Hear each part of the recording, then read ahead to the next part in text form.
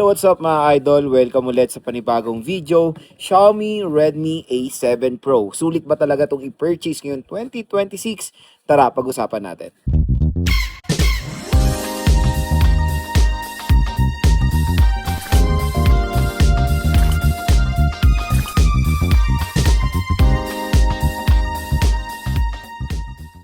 So yun mga idol, for today's video, another quick review na naman tayo ng isang napakasulit na entry level or budget smartphone today, which is a Xiaomi Redmi A7 Pro.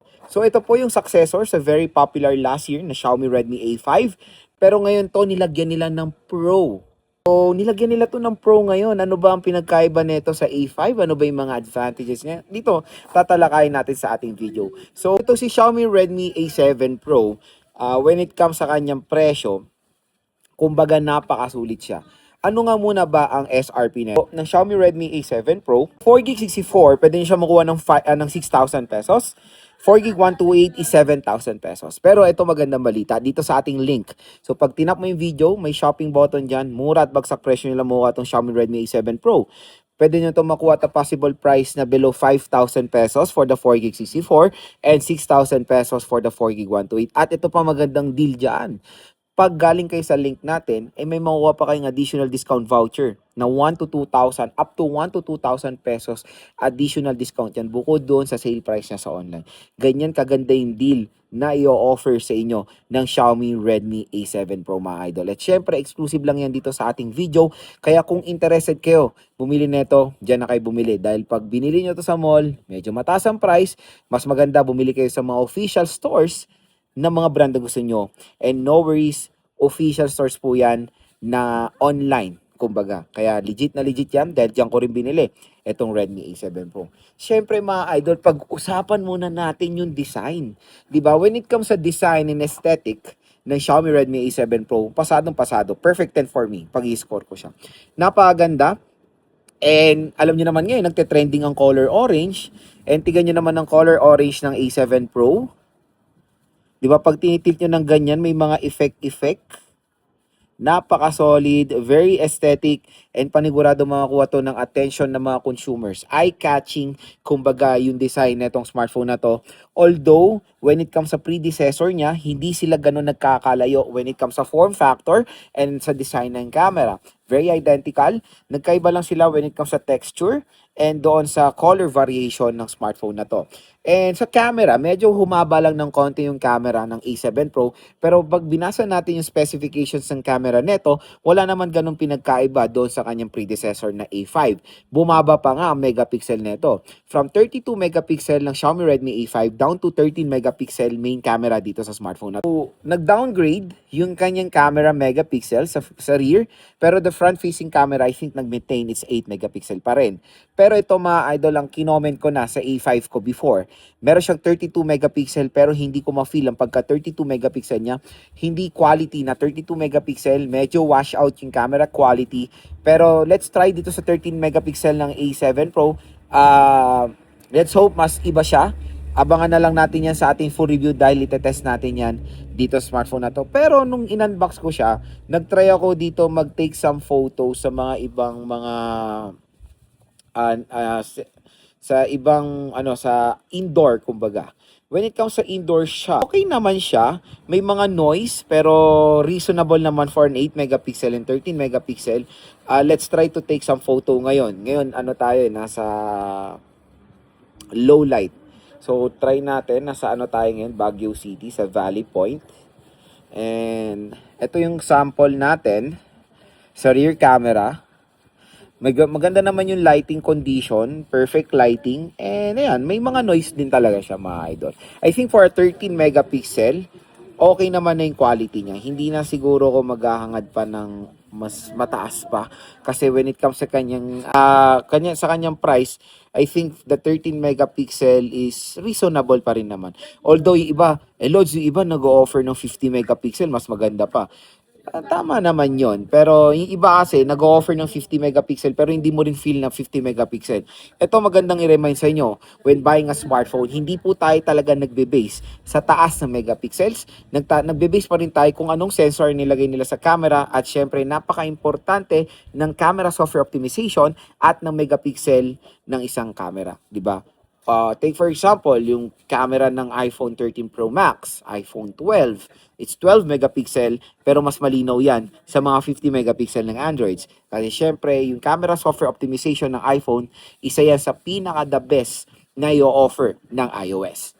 Kaya parati kong inuulit sa inyo na napaka-importante ng software optimization sa isang device. So pag-usapan naman natin ng software ng A7 Pro. Maganda dito sa smartphone na to, medyo upgraded compared doon sa kanyang predecessor.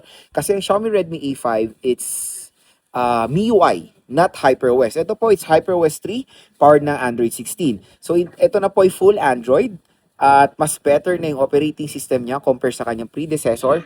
Pero syempre, ito pa rin ang parati kong nako-comment when it comes sa HyperOS ng Xiaomi or ng Poco. Ang dami pong bloatware, legit.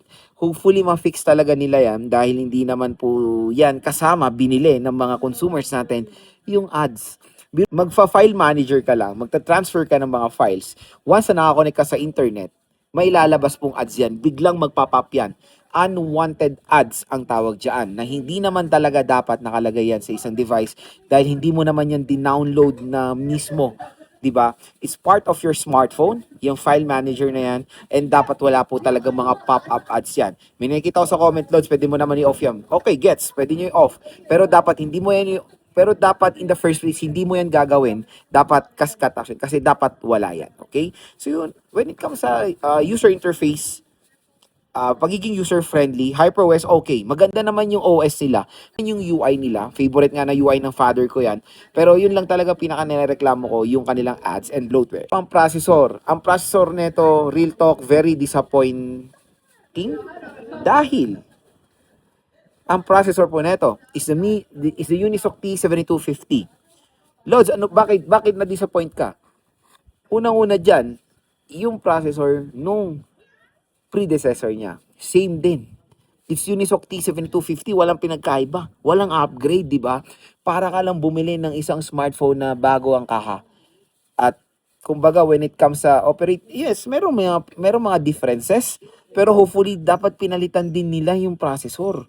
Kasi siyempre, last year isang taon na eh. T7250. Pero again, mga idol, don't get me wrong. Yung Unisoc T7250 can do the job. Maganda yung processor na yan for a budget smartphone. Ano naman kayo dyan? Makakalaro kayo dyan ng mga casual games like Mobile Legends, Honor of Kings, PUBG Mobile. Pero mga AAA games, medyo hindi ko siya i-recommend, especially for the variant na 4GB64 na ito. Ito 4GB64 to eh. Siguro pag 128 and I think when playing Genshin or WoWa, hindi na talaga nire-reco ang 4GB of RAM kasi mababa na talaga yan. Pero yun, kung mga ibang games naman, makakalaro naman kayo sa T7250 neto and mga casual things, ay kayang-kaya rin naman ng device na to, no worries. Processor, maganda. Hindi naman ako magrereklamo sa performance, pero kung galing ka na doon last year, bakit yun din ang binitbit mo this year, di ba? Sana naman mas iniba nila para meron ding reason ang mga consumers to buy or to upgrade dito sa A7 Pro. Kasi kung papipiliin ako, may A5 pa eh. To be honest, may A5 pa, mas mura pa, di ba? Iba mga consumers kukunin yun. Pero yun naman, mayroon kayong magiging critical na decision. Kasi kung kukunin nyo naman ng A5, same processor dito, yung operating system ang makukompromiso. Kasi ang operating system nun is, I think, Android 14 or Android 15 with MIUI. Ito po is Android 16 with HyperOS 3. Yun lang mga idol. For decision nyo, pag namili kayo between the A5 and the A7 Pro. The best din dito sa smartphone na to, battery. Napakalaki ng battery niya is 6,000 mAh battery capacity. And I think this is the new normal battery ng mga budget smartphones today, 6,000 mAh. Laki, very reasonable at syempre yan na rin ang kailangan ng mga consumers natin today's time. Usually iba ginagamit ito sa trabaho, sa negosyo, ibibigay sa anak nila pang school, di ba? So, kailangan natin talaga ng mayroong malaking battery capacity. Kasi po, syempre, every year, every update, may mga features siya na nagre-require ng mga battery consumption. So parang mas nadadagdagan yung mas nadadagdagan yung battery consumption nyo, mas gusto nyo ng merong mas malaking battery juice. At dito sa Xiaomi Redmi A7 Pro, mapoprovide yan. Pero, ito na naman.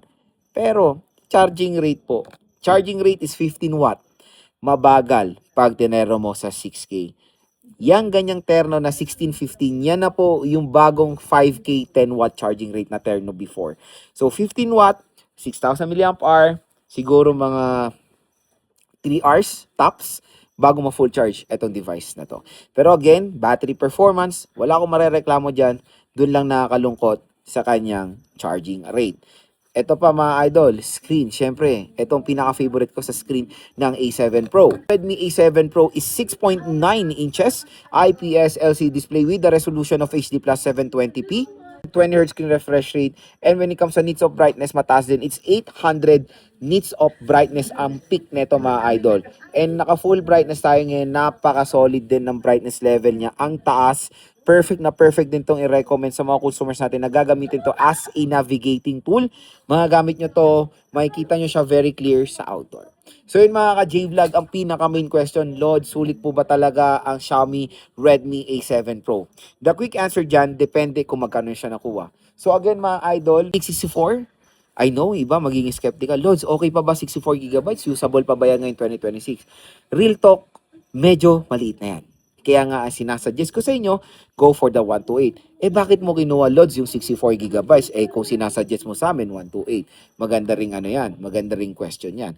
Kinuha ko tong 64GB para mapakita rin sa mga ibang consumers natin na kahit 64GB is still usable. Magiging test nga ako dito nakapag-download naman ako dito ng 4 na games. Pero hindi naka-full download ang COD, naka-full download ang ML, naka-full download ang Hawk, and hindi naka-full download ang PUBG. So, syempre, when it comes to 64GB, you need to adjust sa storage niya. Pero magandang balita naman, kung 64GB na kukunin nyo, expandable naman ang kanyang storage via micro SD card. Doon nyo lagay mga files, photos, and videos nyo. At pag sa games, i-maximize nyo na yung 64GB. Kung talagang wala na kayong budget or said na talaga budget nyo, 64GB, pwede ko lang siya i-recommend, casual users lang. Kung marami kang ginagawa sa smartphone, maglalaro kayo, I think go for the 4GB 128 nito. Mas better. So again mga idol, kung interested kayo bumili ng Xiaomi Redmi A7 Pro, dito lang kayo bumili sa ating link. Tap mo yung video. Shopping button nandito sa gilid, sa hinihilamos ko na section yan, or dito sa baba ng video natin, may shopping button dyan. Tap nyo na yan, i-click nyo na to dahil upon checkout, may makukuha pa kayong additional discount voucher na 1 to 2,000 pesos off. So sana nakatulong po sa inyo to kung nagde-decide kayo bumili ng Xiaomi Redmi A7 Pro.